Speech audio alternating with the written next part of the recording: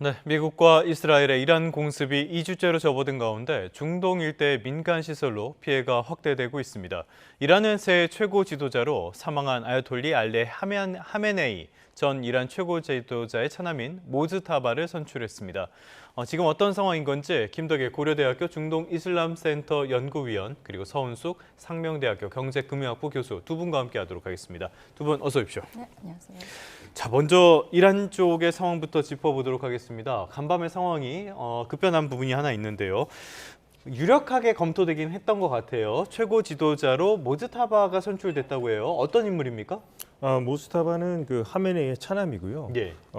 공식적인 직책을 맡고 있지는 않지만 거의 실세로서 아버지를 배후에 두고서 이제 활동했던 인물입니다. 예. 성향을 보면은 이제 강경파라 볼 수 있겠고요. 이 사람의 특징은 혁명수비대와 상당한 연관이 예. 있다는 점입니다. 그런 점이 특징이 될 수 있고 이제 문제가 있다면은 이제 학문적 어떤 정통성 문제랄까요? 이런 부분에서는 그렇게 급이 높은 법학자는 아닙니다. 그래서 이번에 선출이 된 거 이제 전문가 의회라고 해서 88명으로 구성된 이슬람 율법학자들이 모여서 최고 지도자를 선출하게 됐는데요. 이번에 모스타바가 이제 선출이 됐고 드디어 이제 공식 발표가 났습니다. 이것을 봤을 때는 우선 트럼프 대통령이 그런 얘기를 했습니다. 이란 지도자를 자신이 뭐 승인해야 된다 이런 얘기를 했는데요. 그런 점에서 봤을 때 미국 입장에서는 상당히 반기지 않는 사람일 가능성이 상당히 높겠죠. 왜냐하면 지금 트럼프 대통령이 계속 언급하는 건 처음에는 체제 붕괴까지 얘기를 했다가 이제 체제 내에서 지도자만 바꾸는 걸 얘기를 했습니다. 종교자도 괜찮다고 했는데요. 모스타바 같은 경우에는 베네수엘라 사례에 비춘다면 트럼프 대통령이 니콜라스 마두로 같은 인물입니다. 예. 트럼프가 원했던 것은 이제 마두로를 제거하고 지금 델시 로드리게스라고 하는 부통령을 이제 대통령으로 해서 미국이 관리할 수 있는 국가를 좀 베네수엘라를 만들었는데 모스타바 같은 경우는 상당히 강경하게 나올 수는 크죠. 어떻게 보면 자신의 아버지가 공습을 이번에 죽었고요. 원래부터 강경한 인물이었고 특히나 혁명수비대와 연관이 있다는 점 이것을 좀 꼽을 수 있겠고요. 그래서 미국에서는 결코 바라지 않는 인물이고 아마 이 인물도 제거하기 위해서 아마 미국이 어떤 노력을 기울일지 한번 지켜봐야 될 것 같고 이란 입장에서도 저는 이건 좀 문제가 있다고 생각을 합니다. 저는 물론 이슬람의 1979년 이슬람 혁명을 지지하는 사람은 아니지만 이슬람 혁명이 일어났던 이유는 팔라비 왕정을 타도하기 위해서 일어나는 혁명인데 근데 이렇게 하메네이 아들이 되면 이거 세습이 된 거잖아요. 네, 세습이 된 거죠. 혁명의 의미가 사라지게 되는 거거든요. 그런 점에서 상당히 좀 혁명의 정신도 상당히 퇴색하는 것 아닌가 이렇게 생각을 할 수 있겠고 마지막으로 또 하나 언급하자면 이것이 어떻게 보면 종교 법학자들이 뽑는 회의에서 결정이 되어야 되는데 제가 봤을 때는 이거는 혁명수비대 입김이 상당히 크게 작용한 것으로 보입니다. 혁명수비대가 사실상 옹립한 후보가 지금 됐다고 볼 수 있겠는데요. 원래 혁명수비대라는 존재는 최고 지도자에게 충성하기 위해서 최고 지도자가 만든 친위대 같은 조직이었는데 지금은 오히려 혁명수비대가 최고 지도자까지 자신들이 입김을 뻗칠 수 있는 조직이 된 것이 아닌가 이런 거 보면은 호메이니가 만약에 살아있다면 상당히 좀 어이가 없다고 생각할 것 같기도 합니다. 나치의 SS 비슷한 조직이 된 그렇습니다. 건가요? 알겠습니다. 그런데 또 하나 봐야 될 게 모스타바가 이 최고 지도자는 성직자가 해야 되는 거잖아요. 근데 이 성직자 최고위까지 올라갔냐 이 부분에도 논란이 있는 것 같은데 어떤 상황입니까? 아마도 논란이 많았을 것 같습니다. 제가 봤을 때 발표가 늦어졌던 점도 어떤 뭐 시각은 이제 암살을 두려워해서 발표를 늦춘다는 얘기도 있었지만 제가 봤을 땐 안에서 아마 경론이 있었을 것 같습니다. 이를테면 첫 일대 지도자가 이제 아야톨라 우리가 알고 있는 호메인이라는 사람 일대 지도자 있었죠.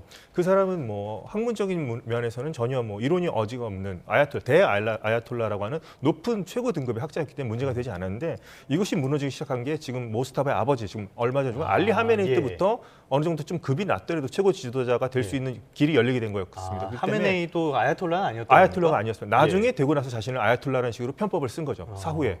그런 점도 있고 모스타바도 아야톨라가 안 되는 급인데 지금 이때 우선은 뭐 법적으로 문제가 없다고 하지만 종교학자들 사이에서는 상당히 지금 문제가 있을 것으로 보입니다. 그래서 아마도 내부에 반발이 있었다고 하지만 결국 오늘 발표가 모스타바가 최고 지도자로 발표가 됐습니다. 그래서 세 번째 최고 지도자가 됐다는 점이 오늘 가장 큰 뉴스라 볼 수 있겠습니다. 알겠습니다. 이렇게 이란의 새 최고 지도자가 중동의 정세에 가져올 변화는 잠시 뒤에 짚어보도록 하겠고요. 어찌됐건 이렇게 미국의 이란 공습 길어지고 어떤 사태가 굉장히 길어지면서 당장 국제 유가가 영향을 받고 있어요. 국제 유가 또 많이 오른 것 같던데요. 네, 보니까 이제 우리 WTI 기준으로 보면은 그 전쟁 직전이 67불 02불에서 시작했어요. 근데 이제 어제 그 현지 시각 종가로 보면은 90.90로 해서 약 35.6% 정도 상승을 했거든요. 어마어마하게 올랐네요. 네, 엄청나게 많이. 그러니까 43년 역사상 그 가장 빠른 일주일 상승이다라고 이제 분석을 하고 있거든요. 예. 그래서 사실 이게 뭐 보면은 장중 고가 고점이 93불까지 올라갔어요. 93불 이요? 예, 100불 예. 기준으로 보면 한 10불 정도가 안 남은 그러한 이제 우리가 기준이다 볼 수가 있고요. 예. 그러니까 가장 그 근본적인 원인은 이제 우리가 다 그 뉴스에서 굉장히 많이 봤겠지만 운송 봉쇄입니다. 다시 얘기하면은 그 호르무즈 해협이 이제 그 봉쇄가 된 거죠. 이게 네. 이제 전 세계 원유 물동량의 약 3분의 1이 통과하는 그러한 그 핵심 해로라고 볼 수가 있거든요. 보통 평소에는 하루에 80에서 그 100척의 유조선이 지나가는 상황이란 말이에요. 근데 전쟁 발발 후에 뭐 거의 지나가지 않는 그러한 수준으로 급감을 했죠. 이게 어떤 의미냐면은 결국은 여기를 통해 가지고 기름을 배에 실어서 내보낼 수 없으면은 산유국들이 어떤 선택을 하게 되면은 저장 탱크가 다 가득 차게 되잖아요. 네네. 그래서 결국은 생산 자체를 줄일 수밖에 없는 상황이 됩니다. 다시 얘기하면 산유국들의 감산 선언이 지금 시작되고 있는 거거든요. 이게 감산이 어떤 의미를 주냐면은 유전은 수도꼭지랑 좀 다르거든요. 네. 이제 틀었다가 그다음에 뭐 잠갔다 자유롭게 할 수 있는 게 네. 아니고 예를 들면은 한 번 생산을 줄이면 원래 돌아가는데 원래대로 돌아가기 네. 몇 개월, 수개월이 걸립니다. 아. 네, 그래서 파이프랑 저장 시설 자체가 전부 압력에 맞춰서 예. 이제 이렇게 설계되어 있기 때문에 그런 상황이거든요. 이게 어떤 신호를 보여주냐면은 설령 호르무즈 해협이 내일 당장 열리더라도 네. 사실 감산한 유전이 다시 가동되는 데는 아. 몇 개월이 걸린다라고 볼 수가 있는 거죠. 그래서 예. 그 기간 동안은 계속 공급이 부족하는 상태가 계속 될 거라는 거죠. 그래서 봉쇄가 풀려도 유가가 금방 내려가기는 굉장히 힘든 상황이다라고 우리가 예측을 할 수 있는 상황입니다. 그러니까 해협이 네. 풀린다고 해도 유가 정상화될 때까지는 시간이 필요할 것이다. 네네. 알겠습니다. 방금 들어온 속보 하나 짚어보고 관련 내용은 계속 짚어보도록 하겠습니다. 이재명 대통령이 조금 전에 SNS에 올린 글인데요. 필요한 개혁을 하더라도 전체를 싸잡아 비난하면서 모두를 개혁 대상으로 몰아 빈대 잡자고 초가 삼간 태우는 결과가 되지 않게 조심해야 합니다라는 글을 올렸습니다. 검찰 개혁이든 노동 경제 개혁이든 언론 개혁이든 법원 개혁이든 그 모든 개혁이든 그래야 한다는 게 본인의 생각이다라는 글을 올렸다는 건데요. 이 글이 나온 배경을 보면은 지금 여권과 이 검찰 개혁 문제를 두고 약간 신경전이 있는 상황에서 이런 글이 올라왔기 때문에 여러 가지를 시사하는 것 같습니다. 관련된 소식은 들어온 대로 또 자세히 전해드리도록 하겠습니다. 네, 계속해서 중동 문제 살펴보도록 하겠습니다. 조금 전에 서 교수님께서 이제 국제유가가 계속 오르고 있다 이런 우려를 전해주셨는데요. 국제유가가 오르는 배경을 보면 역시 호르무즈 해협 봉쇄가 가장 큰 영향을 미치고 있는 것 같아요. 지금 상황은 어떻습니까? 이란 쪽에서 지금 호르무즈 해협을 그러니까 사실상 봉쇄라고 할 수 있겠습니다. 이제 완전 봉쇄라면 이제 기뢰를 깐다거나 하는 그런 네. 방법이 있겠죠. 그래서 통항을 완전 막지는 않고 이제 선별적으로 어떻게 보면 이제 중국 선박들은 좀 용인을 해준다든가 뭐 이란 선박 같은 경우는 통과를 해주는 약간 지금 그래서 사실상 봉쇄라고 할 수 있겠는데요.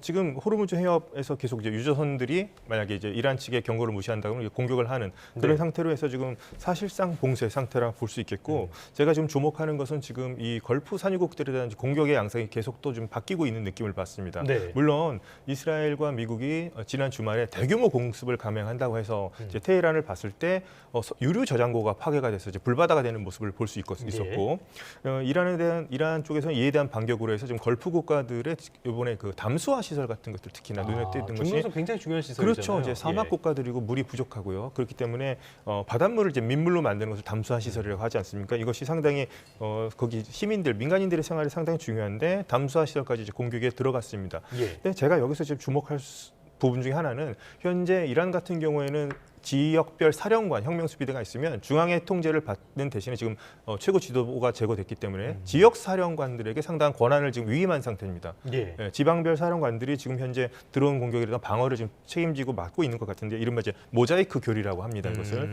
예. 그게 맡고 있는데 그래서 제가 봤을 때는 중앙의 어떤 명령 체계가 효과적으로 전달되지 않고 어떤 면에서는 지역 사령관들의 어떤 재량에 의해서 이런 공격이 감해지는 거 아닌가. 예. 그런 부분에 대해서 이제 전쟁이 끝나고 난다면 뭐 여러 분석이 나오겠지만 아마도 지금 테헤란 중앙본부의 명령이라기보다는 아마 지역별로 어떤 사령관들에 의한 독자적인 행동일 수도 있다는 점을 한번 그런 가능성을 한번 예측해 볼 수 있겠습니다. 참 그것도 어떤 불확실성을 높이는 요소가 될 수밖에 없을 것 같은데요. 그러다 보니까 이제 당장 국제유가가 오른 것도 국제유가가 오른 거지만 우리가 주유소에서 넣는 기름값이 어마어마하게 올랐더라고요. 네. 서울은 2,000원에 가까워졌다고 하고요. 네. 평균이 그렇지 실제로 2,000원 넘은 것도 많은 것 네. 같습니다. 네. 경유와 휘발유 가격을 보면은 경유가 더 비싸지기도 했는데 이거는 네. 왜 그런 겁니까? 이게 이제 우리가 원유 1배럴을 정제를 하게 예. 되면은 그 제품별로 나오는 비율이 이제 우리가 보통 물리화학적으로 고정이 되어 있다라고 그렇죠. 합니다. 예. 그래서 휘발유가 약 40에서 45%가 나오고 그다음에 이제 경유는 약 22에서 25% 정도 휘발유에 비해서 상대적으로 적게 나오는 걸로 알려져 있어요. 예. 거기다가 이제 중동산 원유가 미국, 러시아산 원유보다 그 무거운 원유 특성을 갖고 있거든요. 이제 그러다 보니까 경유 추출 비율이 상대적으로 높습니다. 네. 이러다 보니까 전쟁으로 모든 유종이 타격을 받게 되겠지만 상대적으로 경유와 등유가 훨씬 더 네. 타격을 더 많이 받게 되는 거죠. 그래서 사실 중동 정유 설비 차질이 경유 공급에 훨씬 더 직격탄이다라고 우리가 얘기를 할 수가 있을 것 같아요. 그래서 지금 현재 서울 기준으로 방금 얘기하신 것처럼 경유가 휘발유 가격을 역전시켰거든요. 이게 예. 이제 뭐 3년 만에 처음으로 또 다시 이렇게 경유가 더 비싼 상황이 발생을 했고요. 두 번째 원인은 이제 유럽의 겨울철에 많이 쓰는 게 경유와 등유입니다. 그래서 난방용입니까? 네, 난방용이에요. 그래서 거기에 대한 수요가 조금 많이 높아진, 그러니까 이제 공급은 줄어들고 수요는 훨씬 더 많아지고 네네. 하는 게 있고요.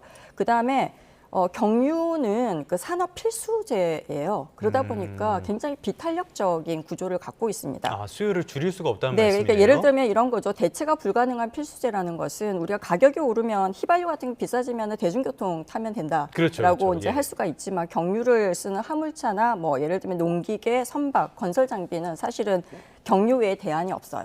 네. 방법이 없군요. 네, 그쪽은. 그래서 예. 가격이 올라도 계속 써야 되는 상황이 발생을 하거든요. 그래서 공급 감소도 있지만 수요가 지속적으로 증가하는 부분 때문에 사실 경유가 굉장히 훨씬 더 많이 높아졌다. 그리고 이제 방금 얘기한 것처럼 산업의 필수재다 보니까 사실 이게 경제에 미치는 파급 효과가 네. 경유가 올라가는 것이 훨씬 더 크다라고 볼 수도 있겠죠. 네. 그러다 보니까 정부에서도 많은 관심을 갖고 있는 것 같은데요. 네. 오늘 비상경제점검회의 이 대통령 주재로 진행을 한다고 하고요. 네. 자, 지난주 임시국무회의에서는 석유류 제품의 최고 가격 지정 이것도 검토하라고 지시를 했는데 네. 이거는 무슨 말입니까? 네, 우리가 이제 석유 및 석유 대체 연료 사업법 제23조에 근거한 제도예요. 이게 이제 쉽게 말해서 정부가 기름값의 상한선을 정하는 겁니다. 그러니까 마지막으로 발동된 게 96년에 석유 자유화 이전이거든요. 네. 그러니까 30년 만에 부활이 검토되는 것이라고 볼 수가 있고요. 이제 어떻게 보면은 그만큼 지금 상황이 좀 비상한 상황이다라고 우리가 해석을 할 수도 있고요. 다만 이제 전문가들의 입장에서 보면 부작용도 굉장히 우려가 됩니다. 우리가 정부가 이제 직접 가격에 개입하는 네, 거예요? 가격에 예. 이제 상한제를 정했을 때 여러 가지 부작용이죠. 경제학적으로 보면 이제 미국이 오일 샥이 왔을 때 76년에 이제 70년대 초반에 이 그 가격 상한제를 썼다가 경제가 굉장히 어려워졌죠. 왜냐하면은 사실 어떻게 보면은 가격을 더 이상 높이지 못하는 거잖아요. 네네. 가격 상한제는 이게 보통 시장에는 내버려두면 굉장히 높게 결정이 되는데 그것보다 훨씬 낮게 해야 되다 보니까 가장 크게 선택을 할 수 있는 거는 공급자들이에요. 네. 공급자들 입장에서는 이익이 안 나면 출하를 그냥 아예 줄일 수도 있거든요. 이제 아. 그래서 미국의 당시에 그 당시에도 그러면은 몇 킬로씩 이제 차들이 줄을 서고 그 다음에 뒷골목에서 정해진 가격보다 훨씬 더 비싸게 파는 암시장도 발생을 예. 하고 하는 부작용이 네네네. 생기는 거죠. 그러니까 다시는 비싼 기름이 문제가 아니고 이 상황이 되면은 돈이 있어도 기름 자체를 못 사는 그러한 품귀 현상이 발생할 수 있는 부작용이 있습니다. 그래서 정부도 물론 이 부분을 잘 알고 있을 거예요. 그래서 네. 보완책으로 정부가 이제 손실을 세금으로 보존해주겠다라고 하는 부분이 있고요. 그 다음에 비축유도 대량으로 방출하겠다라고 하는 것도 있고 이거 물론 단기적이긴 하지만 네네네. 그다음에 유류세를 추가로 인하하겠다라는 정책안을 같이 아마 내놓지 않을까라고 예상을 하고 있습니다. 그래서 이제 문제는 이 보완책들이 얼마만큼 실효성이 있느냐라고 하는 게 관건이 되겠죠. 뭐 정부가 직접 가격에 개입하는 거는 일반적으로는 부작용이 더 크기 때문에 고민이 많을 것 같은데요. 그렇다면 지금 중요한 거는 이 전쟁이 장기로 갈 것인가 아니면 단기적으로 끝날 것인가 이 부분이 아닐까 싶어요. 그런데 앞서 저희가 모스타바라는 소식이 전해드리기도 했는데 이거 장기화 국면으로 가는 거 아닙니까? 장기화 국면으로 갈 가능성이 일단 높아 보입니다. 물론 네. 미국이 뭐 모스타바에 대해서 어떻게 하느냐, 또 이란이 어떻게 나오냐에 따라서 그 양상은 달라지겠지만 뭐 이렇게 된다면 일단 장기화를 미국도 좀 고려해 볼 수 있을 것 같습니다. 그러면서 제가 봤을 때는 당근과 채찍 전략을 계속 구사할 것으로 보입니다. 일단 모스타바가 됐으니까 계속 강경하게 나면서 조금 더 센 그런 발언 것들을 많이 할 것 같지만 그래도 어떻게 보면 뭐 외교적 수사겠지만은요. 협상이라든가 나중에 위해서 지도부 내부의 어떤 분열을 노리는 그런 것도 얘기할 것 같습니다. 그래서 이 사람만 아니면은 내가 더 많은 보상도 해줄 수 있고 이란의 체제를 지켜줄 수 있다. 뭐 이런 식으로 하면서 당근책도 제공할 것으로 보입니다. 현재 제가 봤을 땐 최고 지도자가 지금 공백 상태였는데 이제 들어왔으니까요. 이제 임시 체제가 이제 해체가 되겠죠. 그러면 과연 이제 모스타바가 만약에 뭐 죽지 않고 계속 진행을 한다면 얼마만큼 이제 지도력을 보여줄 수 있을지가 이제 관건일 것 같습니다. 현재까지는 예를 들어서 제가 아까 말씀드렸다시피 뭐 혁명수비대가 뭔가 지휘 통제가 제대로 되지 않는 것 아니냐. 물론 미국의 공수비라든가 통신망 파괴로 인해서 그런 일이 있을 수도 있지만 우선 이제 최고 지도자가 들어섰기 때문에 얼마만큼 이란 입장에서는 모스타바가 사태를 수습하고 할 수 있는 거라는 걸 지켜볼 필요가 있을 것 같고요. 그다음에 이번에도 드러났다시피 역시나 페제시키안 대통령이라든가 중재라든가 이런 노력을 했는데 계속해서 뭐 주변인 국가에 사과도 했고 근데 계속 묵살을 당했습니다. 오히려 강경파들에 의해서 권한이 없는 그러니까 허수아비에 가까웠는데요. 그렇게 될 경우에 이제 모스타바가 됐을 경우에는 이제 앞으로 뭐 과연 협상 국면이 열릴 것인가, 어떤 휴전에 대한 어떤 논의가 있을 것인가, 결국엔 출구 전략이 필요합니다. 미국도 그렇고 이란도 그렇고 필요한데 모스타바 체제가 이제 들어섰습니다. 그래서 앞으로 모스타바 체제가 이란이 어떻게 나갈지, 어떻게 사태를 추스르고 미국에 대해서는 어떤 식으로 대응할지 제가 봤을 때 이제 강대강 대결로 좀 갈 것 같은 예감이 듭니다. 그래서 그걸 좀 지켜볼 필요가 있을 것 같습니다. 말씀해 주신 것처럼 이란 내부에서도 어떤 메시지라든지 행동 같은 것들이 통일이 안 돼서 나오는데 이거는 트럼프의 입도 마찬가지인 것 같아요. 대체 뭘 하고자 하는지 모를 정도인데 처음에는 비핵화 얘기했다가 그다음에 이란 국민이 나서라고 했다가 지금은 레진 체인지를 얘기를 하고 있고 쿠르드족은 참여를 하라는 건지 말라는 건지 도저히 어떤 상황인지 알 수가 없는데 대체 뭘 원하는 겁니까? 뭐 그때 트럼프 대통령은 제가 봤을 때는 좀 말을 바꾼다고 하지만 어떻게 보면 또 치밀한 전략일 수도 있습니다. 이런 것들이 상대방을 혼란스럽게 함으로써 하는 것도 있을 수 있고요. 뭐 트럼프 아들이 뭐 사석에서 그런 얘기를 했다고 합니다. 저희 아버지의 가장 큰 장점은 예측이 불가능하다는 점이다. 그 장점인가요? 상대방을 하여금 이제 혼돈스럽게 할 수가 있겠죠. 이런 효과가 있는 것은 뭐 안에서는 어떻게 제가 봤을 때 상대방을 하여금 저 말이 무슨 뜻인가 하면서 그 안에서도 좀 논란을 부르킬 수도 있고요.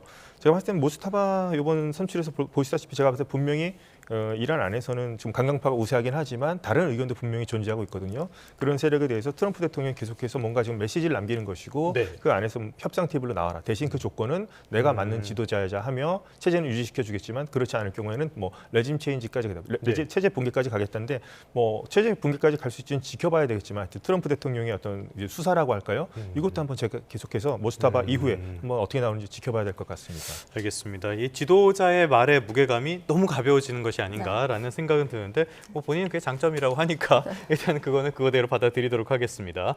자, 당장 이 전 세계적으로 경제적인 충격이 있는데요. 우리나라에 대한 충격도 만만치가 않습니다. 앞서 살펴본 것처럼 국제 유가가 치솟는 거, 에너지를 전량 수입에 의존하는 우리로서는 타격이 될 수밖에 없고요.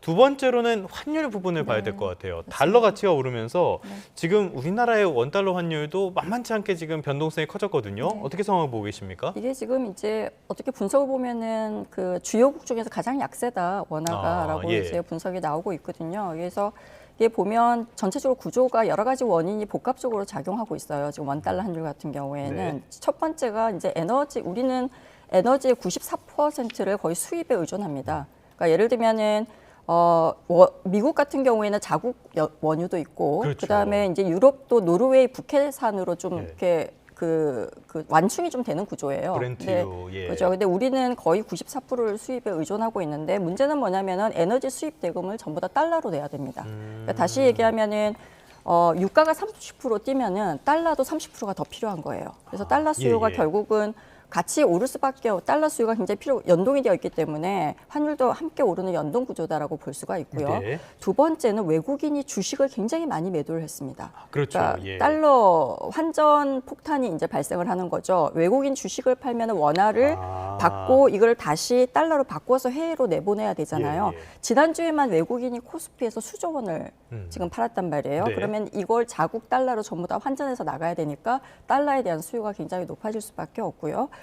그다음에 이제 기본적으로 달러는 안전 자산으로 고려가 됩니다. 그러니까 전쟁이나 이런 게 나면은 투자자들은 리스크가 높은 신흥국의 화폐를 팔고 그다음에 안전한 달러 자산으로 몰릴 수밖에 없거든요. 이제 그러다 보니까 이러한 원인들이 동시에 같이 작용을 하면서 원 달러 환율이 굉장히 올라갔다라고. 그리고 이건 아마 이제 전쟁이 끝날 때까지 좀 지속될 가능성이 굉장히 크다라고 볼 수가 있겠죠. 그러다 보니까 고유가, 고물가, 고환율 우려하는 목소리 나오고 스태그플레이션에 대한 공포까지 다시 고개를 들고 있는데요.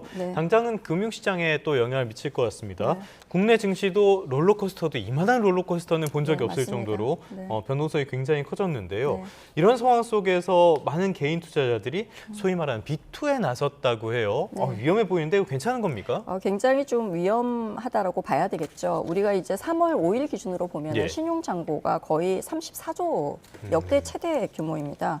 그러니까 원인은 일단은 어떻게 보면은 이제 굿 뉴스일 수도 있었는데 6,000포인트가 넘어선 거가 우리가 포모 심리라고 얘기하죠. 연초부터 이제 48%나 코스피가 폭등을 하면서 나만 좀 안 사서 뒤처지는 거 아닌가라고 하는 그 소외 불안 증후군이라고 하죠. 그래서 이러한 불안감이 좀 확산이 됐어요. 그래서 코스피 6,000 시대가 열리니까 뭐 여기에 편승한 이러한 심리에 편승한 개인 투자자들 자금이 공격적으로 좀 유입이 됐다라고 볼 수가 있고요. 특히 이제 롤러코스터 장세가 있었잖아요. 그렇죠. 3월 4일 하루에 12%가 급락했다가 3월 5일 날 하루에 10%가 급반등했어요. 이런 거 처음 본 것 같아요. 이거를 보면서 개인 투자자들은 무슨 생각을 했을까요? 급락 때 사면은 반등한다라는 이제 데이터를 학습을 하게 된 거죠. 물론 이제 일시적으로 일어나는 현상인데도 이걸 보면서 여기에 대해 투자를 하는 거예요. 그러니까 위험한 구조라는 게 왜 그러냐면은 신용거래가 증권사에서 빌린 돈으로 주식을 사는 거거든요. 근데 주가가 담보 비율 이하로 내려가게 되면 반대 매매가 들어가게 됩니다. 그러니까 강제로 주식을 팔아버리는 거죠. 강제 청산. 그러면은 문제는 이 반대 매매가 주가를 더 떨어뜨려요. 주가를 떨어뜨리고 떨어진 주가가 또 다른 반대 매매를 촉발하는 하락 악순환 고려를 만든다는 점이거든요. 지금 방금 처음에 얘기 드린 것처럼 신용 융자 잔고가 34조 정도가 되잖아요. 이게 반대 매매 폭탄이 터진다라고 생각하면 사실 코스피 5,000 선도 위태할 수 있기 때문에 이게 굉장히 문제가 된다라고 보는 겁니다. 그래서 시장이 굉장히 흥분 상태일수록 위험 관리가 굉장히 중요하다라는 말씀을 드리고 싶어요. 알겠습니다. 반대 매매의 가장 무서운 점은 만회할 기회가 없다는 점이니까요. 이런 부분을 잘 보시면서 조금 신중하게 투자하실 필요는 있을 것 같고요. 자, 그렇다면은 이런 상황이 장기화될 것인지 어떻게 될 것인지 불확실성이 크다. 아까 말씀을 해주셨는데, 자, 이란과 이스라엘, 미국은 일단은 지리적으로 벗어나 있고요. 이란은 지금 전쟁을 계속 이어오고 있고, 이스라엘 전쟁 계속 이어오고 있고요. 이란은 제재로 경제 상황이 좋지 않고 이 두 나라는 버틸 체력은 있는 겁니까?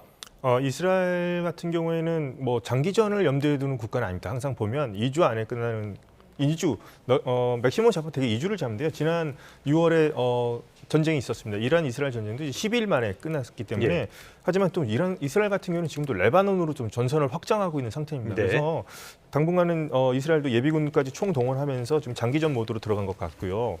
또 하나 보자면 이란이 이제 관건입니다. 이란 같은 경우에는 지금 이란 말씀해 주시죠. 이란 같은 경우에는 지금 계속해서 이제 뭐 드론이라든가 미사일 같은 공격을 계속해서 하고 있지만 그 재고가 지금 얼마나 남아 있는가가 지금 상당히 관건이라고 할 수 있겠는데요. 지금 미국 같은 경우에는 예를 들어서 지금도 뭐 방공 미사일 뭐 조달에 뭐 어려움을 겪고 있는 거 아니냐 이런 얘기가 나오고 있지만 미국 같은 경우에는 미국에 있는 공장에서 지금 어제였죠, 그저께 방산업체 사람들에게 계속 생산을 독려하는 모습을 보였고 전 세계 있는 미군 기지를 통해서 어떤 패트리어트 같은 것들 전략 자산들을 현재 지금 위기가 있는 지금 중동 지역으로 옮길 수가 있는데 이란 같은 경우가 만약에 이렇게 무차별적으로 지금 드론을 공격하고 뭐 미사일을 발사하고 있는데 과연 이것이 얼마만큼 재고가 남아 있느냐 그것이 상당한 중요한 관건이 될 것 같습니다.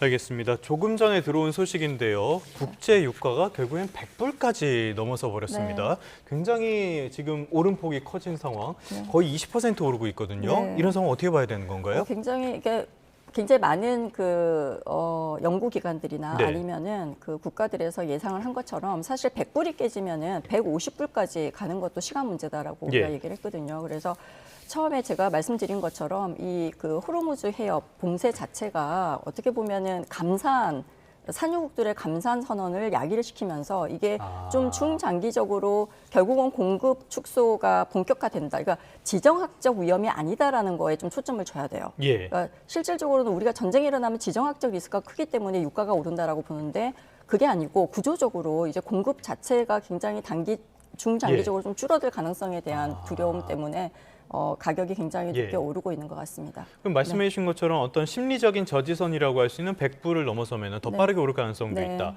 앞서서 고유가, 고환율, 고물가 이런 말씀을 드렸는데 네. 그렇다면 이게 우리 경제에도 직접적인 영향을 주게 될 것이고요. 네. 소위 말하는 스태그플레이션, 그러니까 정체 속의 물가 상승 이런 방향으로 간다고 봐야 되는 거 아닙니까? 네, 그렇죠. 이게 한국은행 입장에서도 이제 유가가 오르게 되면은 예. 사실 그 유가가 30% 오르게 되면은 그게 소비자 물가에 영향을 미치는 게 0.6%에서 0.9%포인트 정도 올릴 거라고 우리가 보고 있거든요. 예. 근데 그 상황에서 사실 어떻게 보면은 금리를 지금 경기가 굉장히 활성화되고 있는 상황은 아니잖아요. 그렇죠. 근데 이 상황에서 소비 위축도 굉장히 같이 우려가 되고, 근데 그렇게 되면은 금리를 내려야 되는데 이게 결국 물가에 추가적으로 3개월에서 6개월에 걸쳐서 반영이 되기 때문에 금리를 내릴 수가 없어요. 그러니까 다시 금리는 계속 높은 수준으로 유지가 될 거고, 네. 이거는 저희 나라만 그런 게 아니고 미국도 굉장히 마찬가지일 것입니다. 네네. 그래서 지금 미국의 CPI 같은 경우에도 1월 달 발표된 게 2.4%로 원래 계획된 것보다 높게 나왔잖아요. 예. 근데 이제 이 유가 문제가 미국에도 좀 영향을 미쳐서 물가는 계속 올라가기 때문에 금리를 못 내리는, 미국의 금리도 못 내리는 상황이 지금 발생을 할 거거든요. 지금 이제 연준 그 회의가 3월 17일에서 18일 FOMC가 어떻게 이제 점도표를, 그러니까 다시 말하면은 금리 인하를 어떻게 예측하는지 점도치를 발표가 되면 우리가 훨씬 더 예측을 빠르게 할 수 있을 텐데 예. 아마 영해 또는 내리지 못할 거다라고 예측을 하게 되거든요. 이제 이거는 결국은 주식시장과 채권 안 시장에 좋겠네요. 굉장히 큰 네. 영향을 미칠 거기 때문에 전체적으로 우리나라 경제에도 이게 스태그플레이션이라고 하는 게 이제 물가는 오르고 경기는 침체가 일어나면서 그때 이제 수요를 늘릴 수 있는 금리 인하를 할 수 없는 상황이 되면은 이런 상황이 계속 발생을 할 수 있거든요. 네. 알겠습니다. 우려되는 상황인데요. 조금 전 4월 인도분 WTI 선물 가격이 전장보다 한 18% 정도 올라서 107불 선까지 올라섰다는 소식으로 지금 이야기는 마무리하도록 하겠습니다. 지금까지 김덕일 고려대학교 중동이슬람센터 연구위원, 서운숙 상명대학교 경제금융학부 교수 두 분과 함께했습니다. 오늘 말씀 고맙습니다. 네. 감사합니다.